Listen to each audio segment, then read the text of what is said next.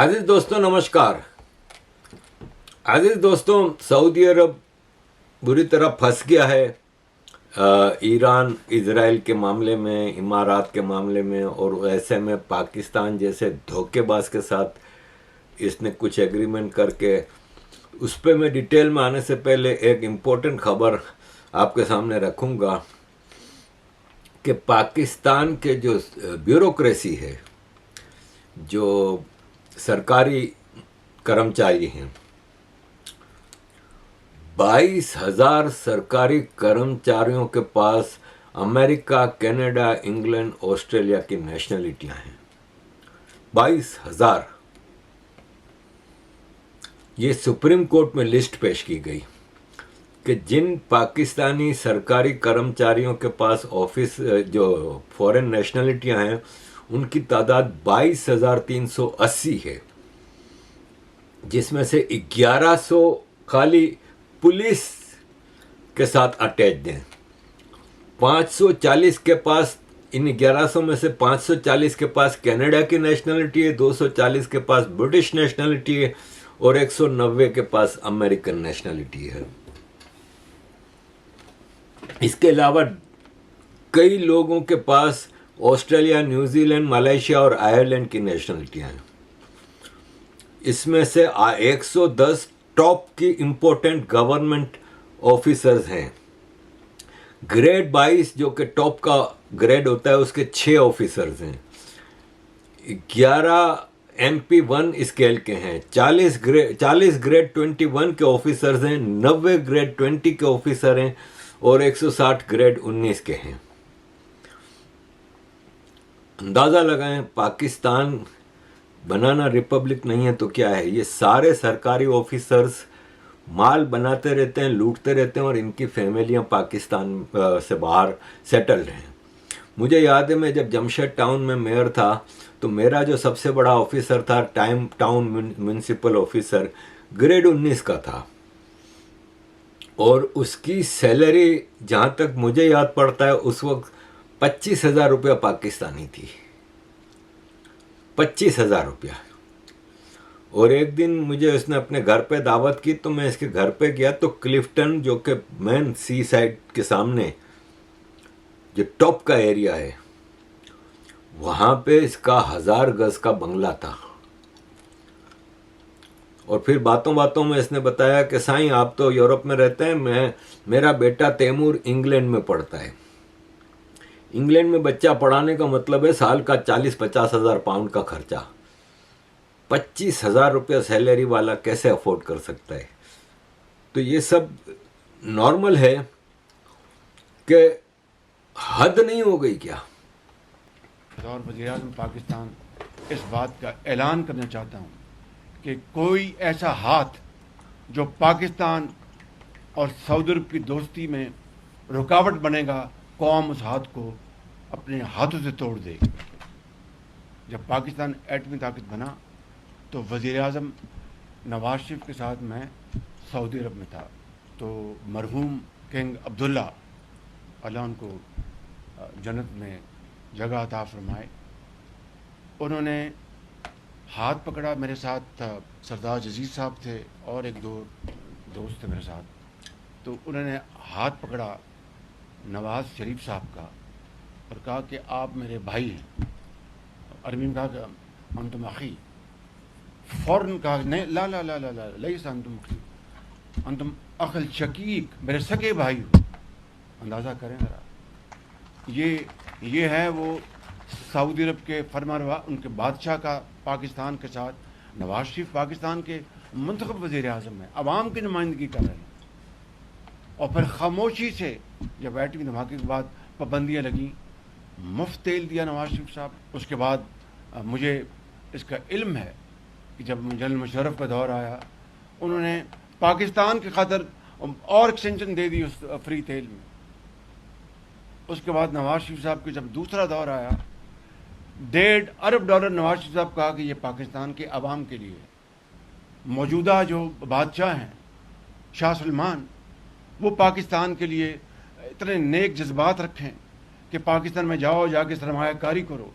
$1 अरब के अभी मुआहदे किए अपना MOU साइन हुए हैं, अपना HRH क्राउन प्रिंस की उनकी निगरानी में उनके वफ्द पाकिस्तान दिन रात आ जा रहे हैं। हमें IMF में अगर बेल आउट किया तो सऊदी अरब ने किया, ये अभी चंद महीनों की बात है, और उसके बाद आप इस तरह की जहर आलूदा बात करें, जहर उगलें, ये नाकाबिले माफ़ी जुर्म है। अजीज दोस्तों, ये आपने सुना हमारे चापलूस दुनिया भर के लोगों के बूट चाटने वाला प्राइम मिनिस्टर। सऊदी अरब के साथ इन्होंने अब एक हाथ किया है, ब्लैकमेलिंग कर रहे हैं कि सऊदी अरब इस वक्त बुरी तरह फंसा हुआ है ईरान वाले मामले में। पाकिस्तान सऊदी अरब को इस वक्त ब्लैकमेल कर रहा है। पाकिस्तान ने सऊदी अरब ने कहा, अभी आसिम मुनीर गया था सऊदी अरब के डिफेंस मिनिस्टर से मुलाकात हुई रियाद में। सऊदी अरब ने कहा कि अब आपको ईरान पे हमला करना होगा क्योंकि ईरान हम पे हमला कर रहा है, तो आप फौज भेजें सऊदी अरब में और ग्राउंड फोर्सेस आप ईरान में घुसाएं। ये अमेरिका की भी डिज़ाइन थी। पाकिस्तान ने सऊदी अरब को 8 डिमांड्स रखी हैं कि पाकिस्तान में सऊदी अरब ने $5 बिलियन का जो डिपॉजिट रखा था 1 साल के लिए, वो हर साल रोल ओवर होता है। पाकिस्तान ने अब कहा है कि ये 10 साल के लिए रोल ओवर कर दें और इसको डिपॉजिट की जगह लोन कर दें ताकि हम इसको यूज़ कर सकें। दूसरी डिमांड रखी है कि $1.2 बिलियन का आप हमें उधार तेल देते हैं, उसको बढ़ा के $5 बिलियन का उधार तेल दें, और तेल की जो पेमेंट 1 साल के अंदर करनी होती है वो आप 3 साल कर दें। हमारे वो लोग जो सऊदी अरब में पाकिस्तानी काम करते हैं उनकी $10 बिलियन की पाकिस्तान में रेमिटेंस आती है, वो आप हमें कैश दे दें और वो भले बाद में भेजते रहेंगे, तब आप उनको रोक लें।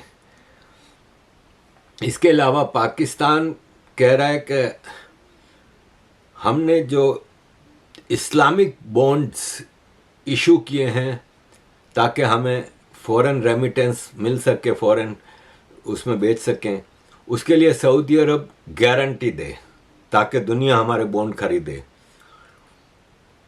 पाकिस्तान एक नया एक्सपोर्ट इंपोर्ट बैंक बना रहा है, उसके लिए इजी कंडीशन पे क्रेडिट लाइन दी जाए। पाकिस्तान से सऊदी अरब जो सामान भेजते हैं उसकी ट्रेड लेन देन के लिए बैंक की गारंटी की शर्त ख़त्म की जाए, और IMF के साथ पाकिस्तान जब एग्रीमेंट बनाता है तो उसमें Saudi Arab as a guarantor शामिल हो। अब ये सीधा सीधा ब्लैकमेलिंग है सऊदी अरब को। वो डिमांड रख के हमने एक तरफ तो हम हर चीज़ अब सऊदी अरब हमारे साथ कर रहा है। हम मतलब अभी आपने देखा था कि $4 बिलियन के हमारे JF-17 खरीद रहे, वो सब शोशे छोड़ते रहते हैं और फिर गायब हो जाते हैं खाली पब्लिक को मामू बनाने के लिए। अभी मुबशिर लुकमान कह रहा था कि सऊदी अरब के डिफेंस पैक्ट में अब पाकिस्तान की क्रिकेट में सऊदी अरब फंडिंग करेगा। अब पाकिस्तान का सऊदीया का डिफेंस पैक्ट है, सऊदी अरेबिया ने IPL से पैसे निकाल लिए। अब सऊदी अरेबिया दुनिया की सबसे बड़ी लीग कराने जा रहा है वहां पे, तो वहां पे एशिया के सिर्फ 2 मुल्कों को निकालना है, एक इंडिया को और एक वो कमीने अफगानिस्तान को, इनको बाहर निकालना है। और उसके बाद आप देखें कि ये जब 11-12 मुल्क खेलते हैं funded by Saudi Arabia and their deep pockets, उसके बाद ये दुनिया की सबसे बड़ी लीग बनेगी। दुनिया का हर गोरा प्लेयर जो है वो आएगा खेलने वहां पे, वो ये सारी लीग्स को छोड़ेगा, वो अपने यानी बोर्ड्स को छोड़ेगा, सबको छोड़ेगा और यहाँ पे आके खेलेगा। फिर मैं देखता हूँ ICC क्या करता है। कुछ नहीं कर सकता ये ICC। इंडिया को दुनिया से निकाल देंगे, कमीने अफगानिस्तान को दुनिया क्रिकेट से किक आउट कर देंगे, IPL तबाह हो जाएगी। सारे गोरे क्रिकेटर मर रहे हैं PSL खेलने के लिए। आप अंदाजा लगाएं कि कोई एंड है। अजीज दोस्तों, इसी तरह हामिद मीर कह रहे हैं कि इमारात है ना वो तालिबान को बैक कर रहा है और पाकिस्तान के खिलाफ, यमन में इंटरफियरेंस कर रहा है, सूडान लीबिया में इंटरफियरेंस कर रहा है सऊदी अरब के खिलाफ। मैं आपको बहुत एक मुसद्दका इतला दे रहा हूँ कि ये जो अफ़गान तालिबान ने हमला किया था, इस हमले में उनको एक अहम खलीजी मुल्क की हमायत हासिल थी, और ये वो खलीजी मुल्क है जो यमन में भी मुदाखलत कर रहा है, जो सूडान में भी मुदाखलत कर रहा है, जो लीबिया में भी मुदाखलत कर रहा है, और जो पाकिस्तान के एक बहुत ही करीबी इत्तेहादी सऊदी अरब के ख़िलाफ़ भी साजिशों में मुलव्वस है। नाम मैं नहीं ले रहा, नाम लेने की ज़रूरत नहीं है, लेकिन ये जो अफ़गान तालिबान ने हमला किया था, इस हमले के पीछे भी इस खलीजी मुल्क की खामोश तायद शामिल थी। और मैं सूरत हाल को मज़ीद वाज़ेह करने के लिए ये भी आपको बता दूं कि इस खलीजी मुल्क के इज़राइल के साथ सफारती ताल्लुकात भी हैं। तो अब आपको ये सोचना चाहिए कि ये जो इज़राइल ने और अमेरिका ने मिलकर ईरान पर हमला किया है, तो इस हमले में भी जो मिडल ईस्ट के कुछ एक या दो ममालिक हैं जो बज़ाहिर मुसलमान ममालिक हैं, उनकी खामोश तायद शामिल है। और जब भी इज़राइल जो है वो इंडिया के साथ मिलकर पाकिस्तान के ख़िलाफ़ कोई भी साजिश करेगा, तो मेरी बात याद रखिएगा कि ये जो साजिश करने वाले खलीजी मुल्क हैं, एक है बुनियादी तौर पे, हो सकता है कि इसमें एक दूसरा भी शामिल हो जाए। ये इज़राइल की हमायत करेंगे, ये इंडिया की हमायत करेंगे। पिछले साल भी जब इंडिया ने पाकिस्तान पर हमला किया था और पाकिस्तान ने उसको बहुत भरपूर तरीके से इंडिया को जवाब दिया, तो ये जो खलीजी मुल्क था ये पाकिस्तान को कह रहा था इंडिया को जवाब ना दें, आप इस काबिल नहीं हैं कि आप इंडिया को जवाब दे सकते। इंडिया को पाकिस्तान के खिलाफ सपोर्ट कर रहा है, खुल के आ गई है पाकिस्तान अब सामने इमारात के। इनको अंदाज़ा नहीं कि इमारात और सऊदी अरब कल को फिर मिल बैठेंगे। जैसे कतर और सऊदी अरब में मामला ख़राब हुए थे, 2-3 साल तक ख़राब रहे, end of the day meal गए। एक ही कौम है, एक ही लोग हैं, एक ही इलाके के लोग हैं, उनको साथ रहना है, साथ मिल के जीना है। पाकिस्तान की तरह वो बेवकूफ़ लोग नहीं हैं कि पाकिस्तान ने तो अपने सारे पड़ोसियों के साथ ताल्लुकात ख़राब किए हुए हैं। अजीज़ दोस्तों, ये सारी सिचुएशन सऊदी अरब के हवाले से, दूसरी तरफ अगर हम सऊदी अरब के मामलात को ही देखें तो इस वक्त सिचुएशन ये है कि सऊदी अरब है ना, वो इस वक्त एक वेरी डिफ़िकल्ट सिचुएशन को फेस कर रहा है। ये जो लिंडसे ग्राहम है, अमेरिकन सेनेटर, ये चाहता है कि सऊदी अरब ईरान पे अब हमला करे और पाकिस्तान को मजबूर करे कि पाकिस्तान ईरान पे हमला करे। और सऊदी अरब के मना करने पे इसने कहा है कि अब ईरान के बाद हमें इस रीजन के सबसे बड़े सांप का सर कुचलना होगा, और वो सांप है सऊदी अरब। लिंडसे ग्राहम काफ़ी अरसे से एक टारगेट लेके चला है। सऊदी अरब और इमारात के जो झगड़े हैं, इसमें ये पेट्रोल डाल रहा है और मुसलसल ये झगड़े को बढ़ाने की कोशिश कर रहा है। ये अभी पिछले महीने ही मोहम्मद बिन जैद से मिलने गया और अगले दिन रियाद में मोहम्मद बिन सलमान से मिलने गया, और ये इन दोनों के दरमियान सुलह कराने के बजाय झगड़े को बढ़ा रहा है। और इन्हें वे सऊदी अरब को बार बार धमकियां देता है, जिससे सऊदी अरब को ये इम्प्रेशन मिलता है और ये इम्प्रेशन देता भी है कि इमारात के कहने पे मैं तुमको धमकियां दे रहा हूँ। तो ये इस वक्त सऊदी अरब फेस कर रहा है एक सिचुएशन, और ये है कि अब सऊदी अरब कह रहा है कि ईरान, अब ये भी एक चीज़ खुल के सामने आ गई है कि सऊदी अरब काफ़ी अरसे से अमेरिका को यही कह रहा था कि नहीं, जंग नहीं करना और डिस्कशन से और नेगोशिएशन से मामला तय करो, लेकिन अंदर खाने ये खबर थी कि मोहम्मद बिन सलमान कह रहा था कि ईरान अगर न्यूक्लियर पावर हासिल कर रहा है ना, तो वो हमें एक्सेप्टेबल नहीं है। या तो हमें भी न्यूक्लियर पावर बनने का मौका दिया जाए, भले हम पाकिस्तान से जितना महंगा भी होगा हम न्यूक्लियर टेक्नोलॉजी ले लेंगे, नहीं तो फिर ईरान की टेक्नोलॉजी ख़त्म करो, न्यूक्लियर टेक्नोलॉजी। तो उसमें सुना है कि सऊदी अरब की बैकिंग भी शामिल थी इंडिया वो ईरान के ऊपर हमले में। और अब सऊदी अरब पाकिस्तान को शायद अमेरिका की धमकियों को उस पर वो कर रहा है, जबकि सऊदी अरब पेट्रोल की जाहिर है वो प्रोडक्शन सारी हो रही है ईस्टर्न सऊदी अरब में, और स्ट्रेट ऑफ हॉर्मुज बंद है। आज भी 3 जहाज़ों को ईरान में वो स्ट्रेट ऑफ हॉर्मुज में टारगेट किया गया, जिसमें एक थाईलैंड का जहाज़ था, एक किसी मार्शल आइलैंड का जहाज़ था, और एक शायद जापान का था। तो वहाँ से तेल की वो ट्रांसपोर्टेशन बंद है। तो सऊदी अरब के पास जो फैसिलिटी है कि वो इसने अपने ऑयल फील्ड से डायरेक्ट पाइपलाइन लगाई हुई है यम्बो, और यम्बो में एक बड़ी रिफाइनरी है जहाँ पे रिफाइन होके वो रेड सी से भेज सकता है। लेकिन आप अंदाज़ा लगाएं कि वो एक पाइपलाइन से इतनी ज़्यादा प्रोडक्शन को एक्सपोर्ट नहीं कर सकता उधर से। तो ये हालात हैं सऊदी अरब के, जबकि सऊदी अरब की फाइनेंशियल कंडीशंस भी जो एक इतना तेज़ी से आगे जा रहा था कि वो मकाब बना रहा है, जो कि क्यूब बिल्डिंग थी 40 एम्पायर स्टेट जितनी बिल्डिंग उसके बना रहा था, नियोम बना रहा था, वो सब प्रोजेक्ट सऊदी अरब ने जंग शुरू होने से पहले ही रोक दिए थे, क्योंकि सऊदी अरब को फाइनेंशियल डिफ़िकल्टी आ रही थी। और सऊदी अरब ये समझ रहा था कि जिस तरह इमारात में पूरी दुनिया के बिलियनर्स जा रहे हैं और इन्वेस्टर्स जा रहे हैं, वैसे सऊदी अरब में भी इन्वेस्टमेंट करेंगे, तो वो इन्वेस्टमेंट का टर्न आउट नहीं रहा। तो अब टोटली वो नियोम प्रोजेक्ट को ख़त्म कर दिया गया है, और उसको उसमें जितना थोड़ा बहुत बना लिया था उसको एआई का एक डेटा सेंटर बना दिया है, और उसमें अब एआई के हवाले से डेटा सेंटर किया जाएगा। तो ये है कि एक अजीब सी गंभीर सिचुएशन में सऊदी अरब इस वक्त फंसा हुआ है, और उसको आगे पाकिस्तान जैसे एक थर्ड क्लास कंट्री के साथ काम करके मुश्किल हालात में आ गया है।